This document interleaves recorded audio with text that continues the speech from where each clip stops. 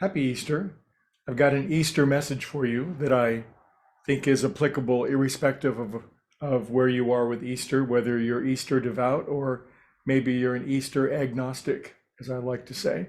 Be that as it may, my kitten is being very, very loving and affectionate today. You know how sometimes cats get spooked. Anyway, he just jumped right into my lap. He came to see his dad for some comfort. Anyway, happy Easter. So, you know those scientists with all their sciencey stuff, all that science equipment that they have, that very expensive equipment, they seem to have determined that the universe is about 13.7 billion years old. It's a long time, isn't it? And so, one way of thinking of that is of all the times that we could have been, of all the time that we could have been alive in this long history of the universe, 13.7 billion years, we find ourselves here right now. What does that mean? Well, it could just be the chance occurrence that this is when we popped up. And goodness, what would happen if we had lived 100 years ago, or 1,000 years ago, or 1,000,000 years ago, or 1,000,000,000 years ago?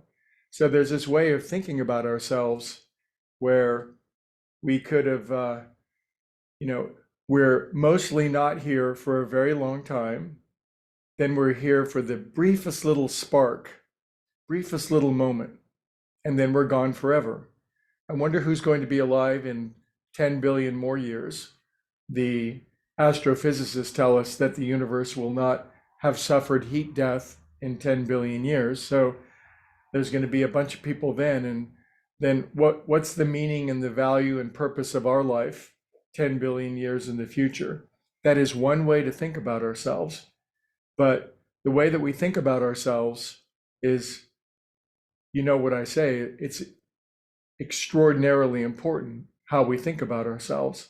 Our own self-concept determines a great deal, if not all, of the quality of our experience. Now, what I'm saying is that we are the very life of the universe itself. The reason that we just coincidentally happen to be here at this leading edge moment of the universe is that we are life itself, expressing itself in a myriad, an infinite number of ways. And so when you think about yourself in this way, it changes who we think that we are.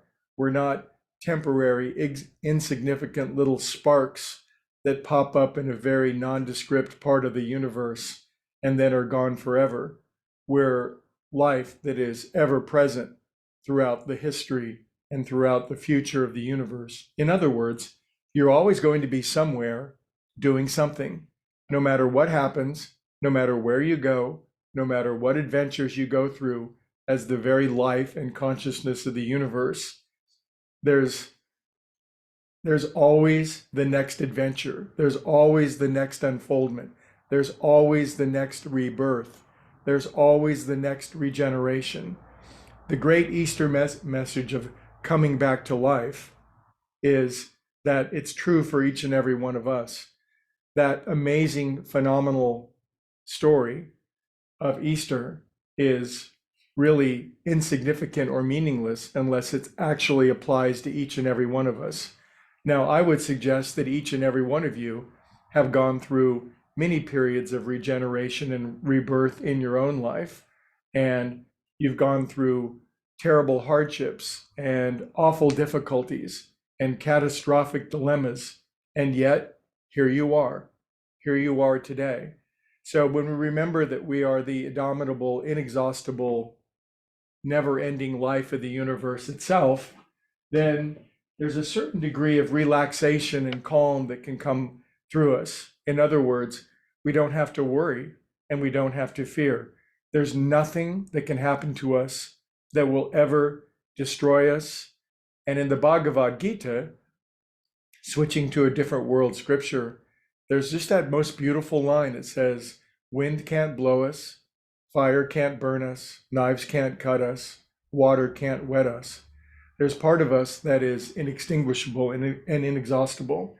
And as we begin to remember this truth about ourselves, we're not temporal creatures consigned to a little spark of life in an endless labyrinth of time with no meaning and no purpose. You, the very person listening to this call, is the very self-livingness of God, you might say. So while we do have our mortal self on this planet, we are the part of the life and the consciousness of the universe that's inextinguishable. And knowing that, you can march forward through the adventures, the challenges, and the joys of living with that sense of calm and confidence that can only come from true knowledge of who you are. In yoga, true knowledge of who you are is called vidya. It means remembering who you are. The great culprit is avidya. We forget who we are.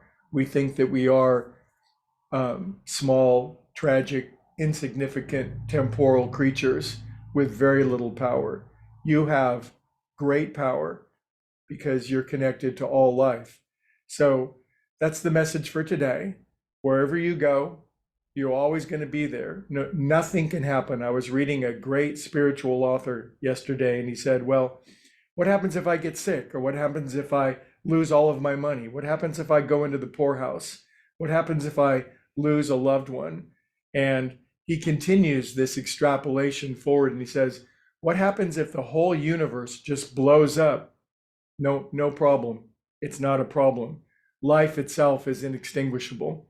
So on this Easter, remember who you are and enjoy the resurrection and rebirth of your own spirit, because that great message is meant for you. All right. Have a beautiful day. See you tomorrow.